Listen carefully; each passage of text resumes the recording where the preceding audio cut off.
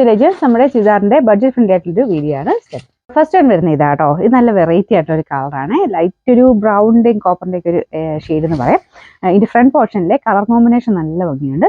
ഒരു നല്ല പിങ്കിന്റെ കോമ്പിനേഷനുള്ള ഫ്ലവേഴ്സ് ആണ് കൊടുത്തേക്കുന്നത്. സെമി സിൽക്കിന്റെ ഫാബ്രിക് ആട്ടോ, റഫ്യൂസിന് വേണ്ടി വരുന്നതാണ്. ദുപ്പട്ട കുറച്ചുകൂടെ സോഫ്റ്റ് ആയിട്ട്, നമ്മുടെ ഗഡ്വാൾ ദുപ്പട്ടയുടെയൊക്കെ കുറച്ച് ആ ഒരു ടൈപ്പ് ഫാബ്രിക്.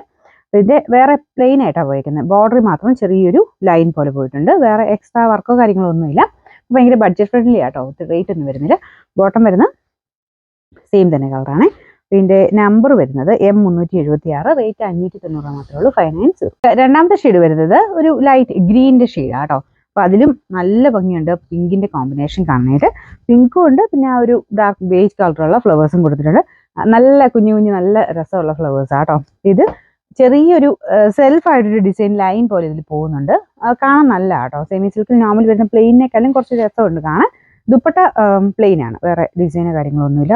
അത്യാവശ്യം ലെങ്ത് ഉണ്ട് കേട്ടോ, നോർമൽ ലെങ്ത്, ഒരുപാട് ലെങ്ത് ഇല്ല. ബോട്ടം വരുന്നു സെയിം ഫാബ്രിക് തന്നെയാണ്, ടോപ്പിന്റെ സെയിം മെറ്റീരിയൽ തന്നെയാണ് ബോട്ടത്തിനും കൊടുത്തേക്കുന്നത്. ഇതിന്റെ നമ്പർ വരുന്നത് M377, റേറ്റ് 590. ഇത് നല്ല ഭംഗിയുള്ളൊരു ലാവണ്ടർ ഷെയ്ഡ് ആട്ടോ. അതിൻ്റെ അകത്തും പറയേണ്ട ആവശ്യമില്ല, പിങ്കിന് നല്ല കോമ്പിനേഷനാണ്, വേറെ വ്യത്യാസമൊന്നുമില്ല കേട്ടോ.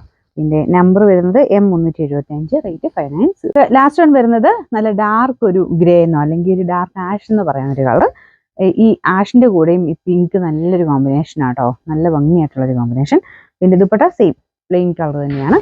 ഇതിന്റെ നമ്പർ M378, റേറ്റ് 590 മാത്രമേ ഉള്ളൂ, 590.